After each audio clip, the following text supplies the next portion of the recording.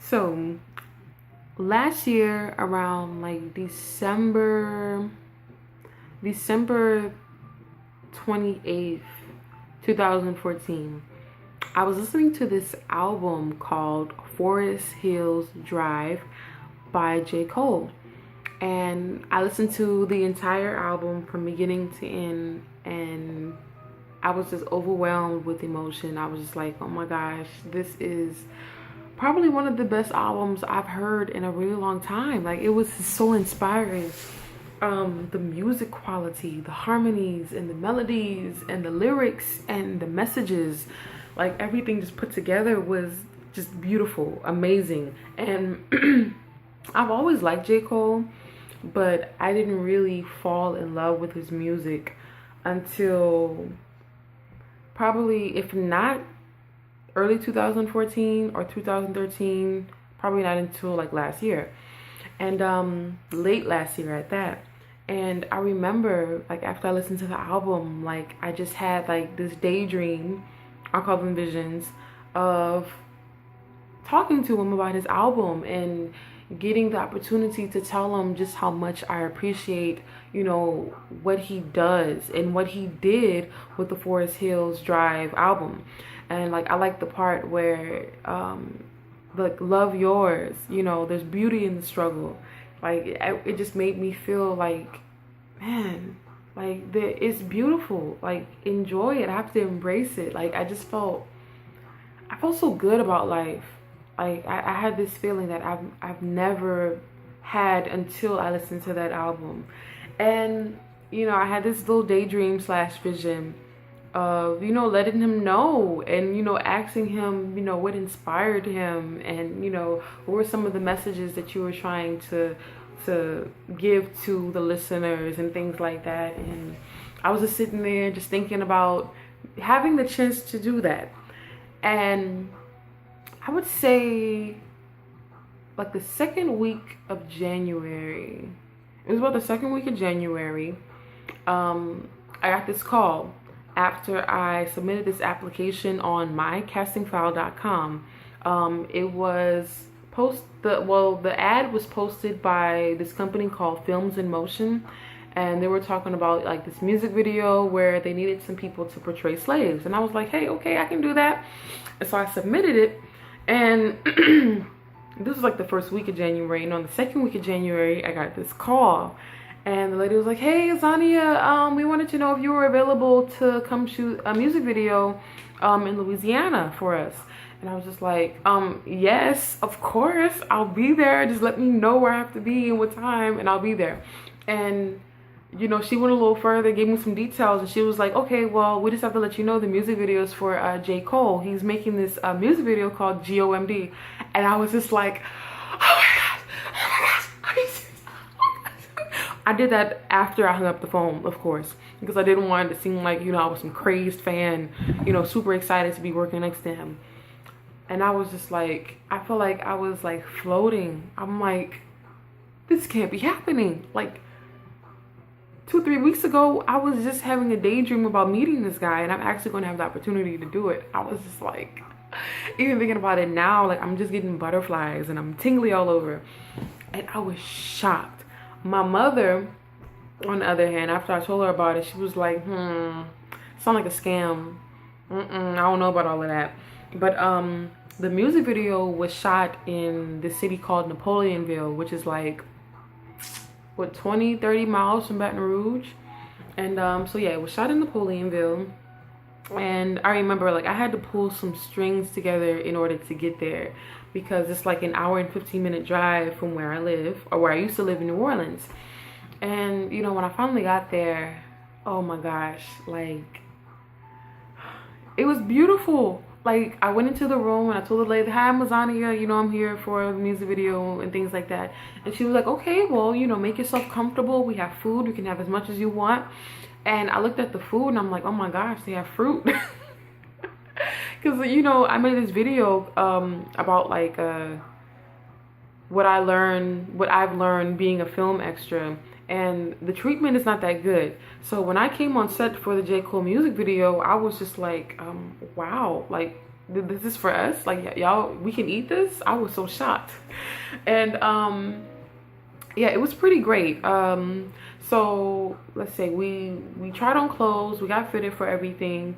Hair, I remember like I had my hair in an afro, and one of the hairdressers wanted to blow my hair out and like do some type of cornrow style to it.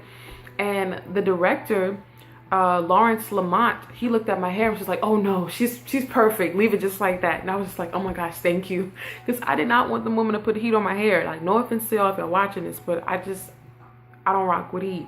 So I was just so glad that Lawrence like just let me keep my hair as it was. And I also have to put in that before I got chose, or rather everyone who worked for the music video, they were chosen by the director. So, you know, it just really made me feel happy that, you know, he just wanted me to stay the way I looked in my picture that he chose. So, oh my goodness. So the first day, I have to revamp my memory, but yeah, the first day we did some shooting. We were mostly like inside of the big mansion that was on the plantation. And oh my gosh, when I first met J.Cole, honestly, like, I just from my experience being around people who are famous, celebrities and stuff like that, I'm used to them being bougie or uptight or like not wanting to talk to anybody, like just get away, leave me alone, let me do my job type of attitude. But J.Cole, like, he shook everybody's hand. He wanted to know what our names were, and I'm just like, what? I was so shocked. Like, I shook his hand. He was like, and I told him, my name is Azania, and he was like, oh, that's a pretty name. And I'm just like, oh my gosh. I was making sure that I kept my excitement all the way down, because I'm like, I want to be as professional as possible. And like, oh my gosh, like whenever like we made eye contact, I would just like look away or just be like, oh, whatever, you know. It was so funny. But yeah, I just wanted to make sure I did my job.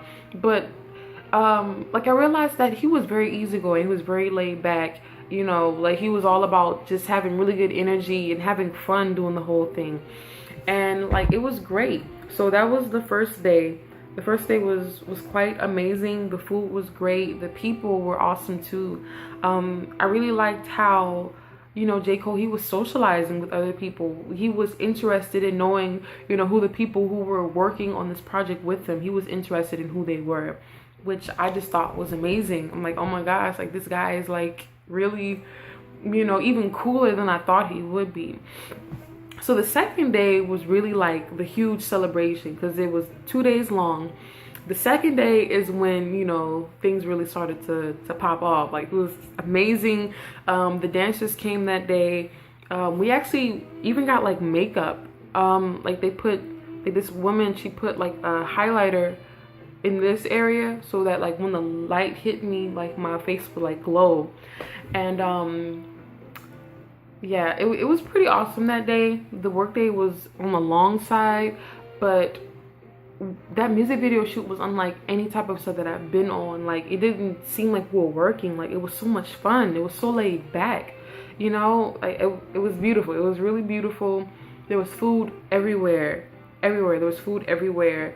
The people, like the production staff, they weren't tripping on us, or like they didn't have any type of like really ugly attitudes. It was just like we were one big family. And there was a scene where, you know, the revolt had started and the people who were inside, you know, we had to go and like grab stuff and like throw it outside. And me, I was chilling the whole time. I wasn't trying to be overbearing and trying to talk to the director like, hey, can I be in this scene? Hey, can I be in that scene? I was like, if he wants me to be in a scene, it's gonna happen. And, you know, I remember one girl, like, if he asked like, hey, I need somebody to do this, and like, ooh, I want to do it. And like, I remember when he said that he needed one lady to hold this piece of glass, go outside and throw it on the ground. And he was like, who's gonna be my one? And there was like two girls like, oh my gosh, let me do it. And he points to me, he was like, you're gonna be my one. And I'm just like, oh, hey, you know, like, cause I'm a type of person, like, I'm not going to be all up in somebody's face, you know, trying to make them want me. Like, I'm just going to play the cool card. And if they want me, they want me. If they don't, they don't. So that was like my little piece of, like, I really felt like I was acting when I did that, because like I had a cue, you know, he was like, you have to be angry. And whenever I'm on set and I have to display some type of emotion, I think about something that incites that emotion. So, you know, I was just, of course, I was just thinking about slavery. I was just thinking about, you know, the stuff that they did to our people, the killings and the beatings and the rapings and the diaspora, and just people just being displaced from their families. And I was hot. I was livid. I was just, you know. And, you know, I held that glass, walked out.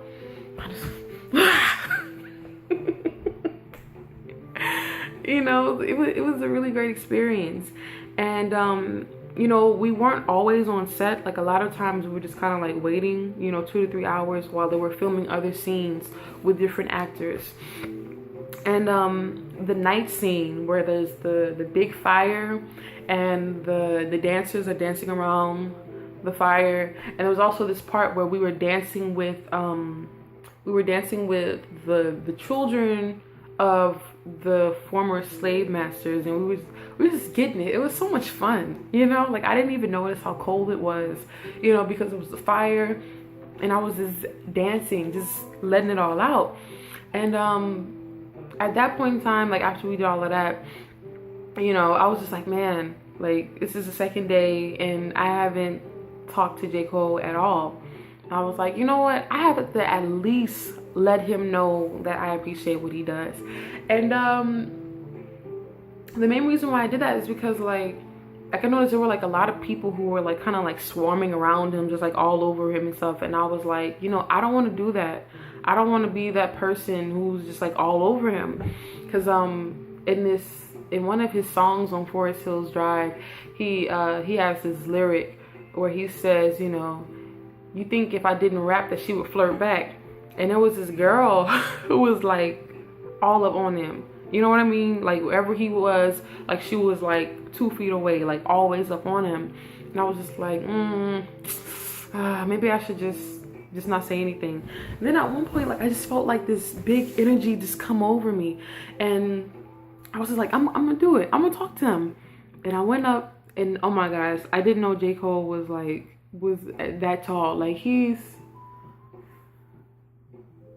was at least like that much taller than me, like standing up. Like, he's on the tall side. Like, I was like looking up basically. And he's so much better looking in person. Like, his pictures don't do him justice at all. And, you know, I tapped him and I was like, hey J.Cole, I just wanted to let you know that I appreciate your music. I appreciate what you do, and I really hope that you just keep on doing it. And I was just like, you know, I'm not even trying to be all up on you like that. I just want a side hug. And he surprised me. He was like, why you want a side hug when you have a real hug? And I was just like, and I told him, I was like, you know, some people don't want people all up on them like that. You know, you got to do the church hug where you got the booty sticking out, you know. And we laughed. Like, I can be kind of goofy and everything. And I was like, yo, I just want a side hug. He was like, you could have a real hug. And I was just like, oh. So it was so funny. So we embraced each other, and like we started leaning to the side, because yeah, I guess we both got weak in the knees. And I was just like, oh. And I was like, yeah, thank you for all of that. I'm gonna go sit down over there. And that was it. Like, because I was in a relationship at the time. I was just like, oh, that's not good. That's not good. Let me go sit down and get away from this guy, because I wasn't expecting that to happen. I was just like, oh, wow. Wow, you know. But yeah, overall it was just a very, very great experience.